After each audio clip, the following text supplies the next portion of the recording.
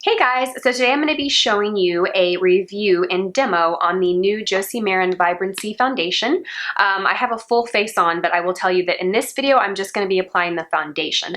I actually filmed 3 videos this morning because we are about to move and we're going on vacation, so I really wanted to get some videos in the can to just upload throughout this transition. Anyway, so this video, you're just going to see the application of the Josie Maran Vibrancy Foundation. I picked this up at Sephora a few weeks ago. I've heard a lot about it on YouTube, and it was just something I really wanted to try. I really like Josie Maran's argan oil products. I use them on my face at night, and yeah, I wanted to give a review on this foundation. So I applied it in this video, and then I'm going to check back in with you throughout the day and let you know how it's wearing. I'll take a couple of pictures. I did not set anything. I did not set it with a powder.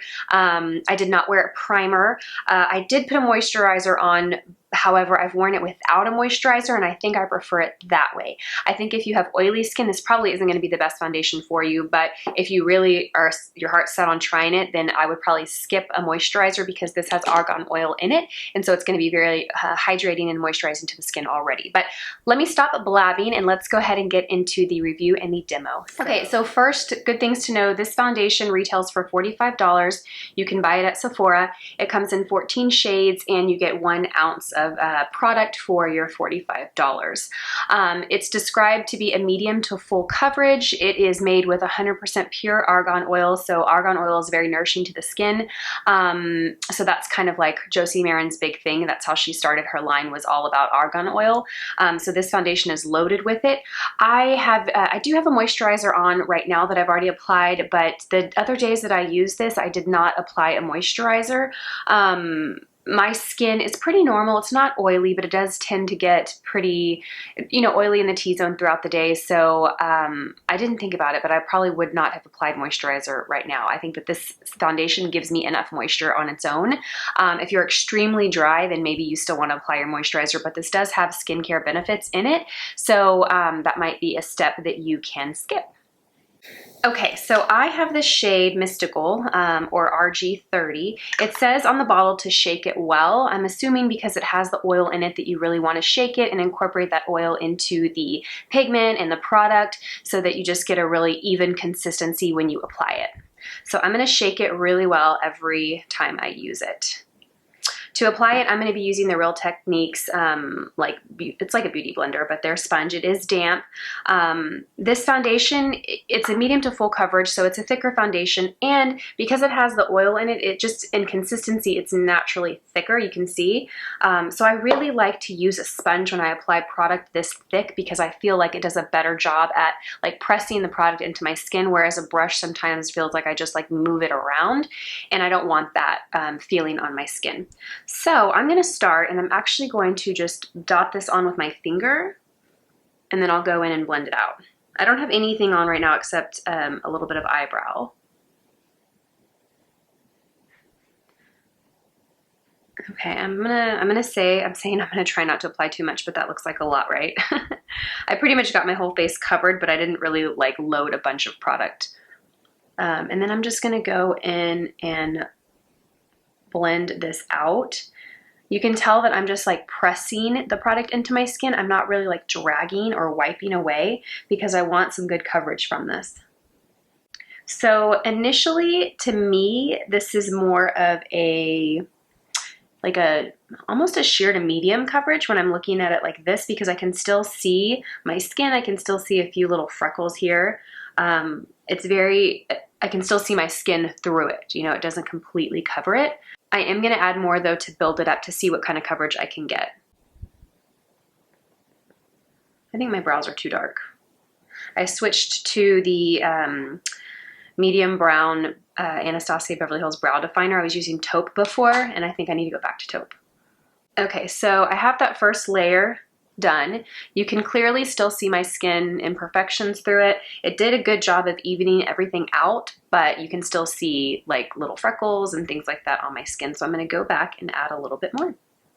The finish though is pretty nice and dewy, but not overly dewy. I am not going to set this with a powder, and I did not use a primer. So I'm going to really see how this foundation wears throughout the day and report back to you guys. But let's go ahead and add a little more.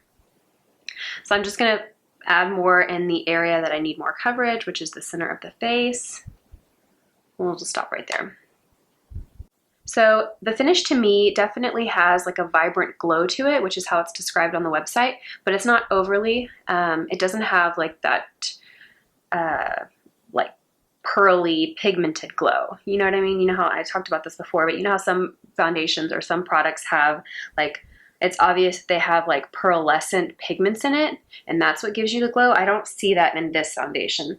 I think the glow from this is really coming from that argan oil, which is really nice. So this is really pretty. I really like the finish of this right now. I could see this being a great foundation to wear when you want your skin to look just like really supple and very healthy. I don't know how it's going to wear throughout the whole day though with this, but I like to save foundations like this for nighttime. We'll see how it wears throughout the day. It is about almost noon right now. Okay, so that's more coverage. Definitely a medium coverage here. Again, I can still see little areas, but these little areas honestly are pretty dark. I don't know that any foundation would cover that. I'd probably have to go in with concealer to get coverage on there. So this is good coverage. I feel like this is a very good amount of coverage without looking heavy at all. I don't feel like it looks heavy. It doesn't feel heavy on the skin. Yeah, that's kind of the finish. You can kind of see the glow in the center of the face. Okay, so I'm gonna add a little bit more. I'm kind of adding quite a bit here, but I just want to see how buildable it is because it says it's medium to full. So I want to see if I can get full coverage from this. I'm actually going to review a concealer in a separate video that I'll be posting either before or either right before or right after I post this video. So this I feel like is a pretty full coverage. Like I have a very flawless finish right now. It's very, very dewy. Like it looks like if I were to touch it, and actually, yeah, look at that. I touch it and you can actually see my fingerprint in it. That's not good. So I'm gonna really work this in because I do not want that, especially if I'm not gonna set this with a powder. So I'm just going and I'm basically just dabbing all of any excess product that I'm gonna have on the skin because I layered this pretty heavy. And I have a really pretty coverage. I mean, this looks gorgeous. Let's just see if this looks gorgeous in 2 hours or 4 hours or 6 hours. It's about 100 degrees today, so we shall see. Of course, you know, just because I don't use a primer or a powder when I do these reviews doesn't mean that you can't. I just want to test this foundation on its own. But really, in day-to-day, I'm going to probably set it with a powder. I'm going to use a primer. Just know that setting it with a powder is going to really tweak the finish of it. So if you're buying it for that vibrancy and that glow, using a powder is going to counteract that. So you know what I mean? You just kind of have to realize that the products that you layer or put underneath these products are going to definitely change the finish of it. So if you're buying it for those benefits, then you're kind of counteracting that with powder or primer. Does that make sense? All right, guys, so that is the full face, pretty full coverage. I definitely like that I was able to build it though. I like that I was able to get a more sheer, natural finish, and I was able to build it to get to this type of finish. So that's cool. It's pretty versatile. Let me check back in with you later today and let you know how this worked. Hey guys, so I'm back. It is, what time is it? It is 8:25 p.m. So let's talk about my day. I'm already in my pajamas, getting ready for bed. I haven't touched my face makeup. I did just apply some lip gloss before I started recording, but I have not touched my makeup all day long. I applied the foundation around, I want to say it was 11:30 a.m. It was before noon.